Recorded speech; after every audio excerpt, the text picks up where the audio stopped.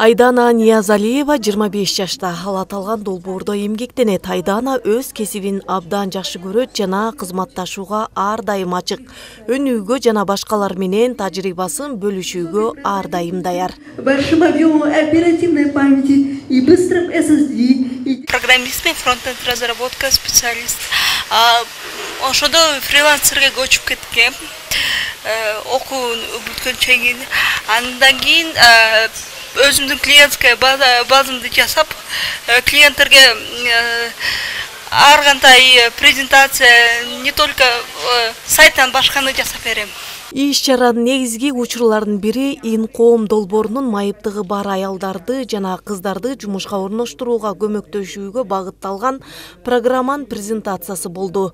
Долбоордун жетекчиси Зульфия Көчөрбаева жыйынтыктар тууралуу айтып берип, долбоор аркылуу жумуш таап, каржылык жактан көз карандысыз болгон аялдардын окуяларын чагылдырган видеороликтерди тартуулады. Мало экспертов, да и вообще людей, у которых можно взять интервью. Биз жүздөн ашуун айымдарды, майыптыгы бар айымдарды жана кыздарды окутуп, алардын арасынан бүгүнкү күндө 32 айымды жумушка орноштурдук жана ошол эле жумушка орноштуруу процессинде дагы 20га жакын айым турат азыр.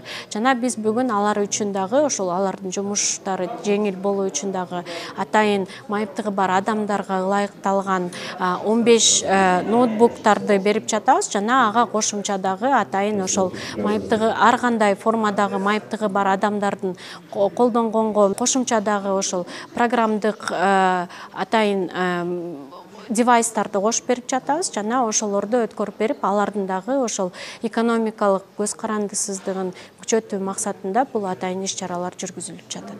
Иш-чаранын алкагында мүмкүнчүлүгү чектелген аялдарга кесиптик көндүмдөрүн өнүктүрүүгө жардам бере турган атайын жабдуулар, компьютерлер жана гаджеттер тапшырылды. Катышуучулар жана эксперттер иш менен камсыз кылууга көмөктөшүү моделин, ошондой эле майыптыгы бар аялдарды эмгек чөйрөсүнө колдоо боюнча мындан аркы кадамдарды талкуулашты.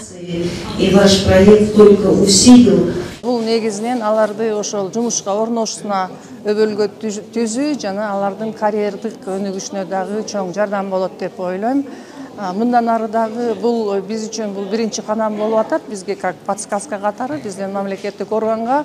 Мындан ары дагы биздин министрлик ушул майыптыгы бар адамдарга ушундай атайын программаларды жана компьютердик оборудованияларды берүү боюнча дагы бизге дагы мындай пландар пайда болот деп ойлойм. Мында уюштуруучулар гана эмес, долбоордун мүчөлөрү да сөз сүйлөштү. Алар ийгилик окуялары жана жумушка орношуу жолунда туш болгон кыйынчылыктар менен ой бөлүштү.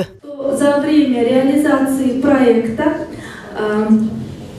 прошли обучение 125. Белгилетсек, Кыргызстанда 200 миңден ашуун ден соолугунан мүмкүнчүлүгү чектелген жарандар жашайт. Алардын 37 миңге жакыны балдар.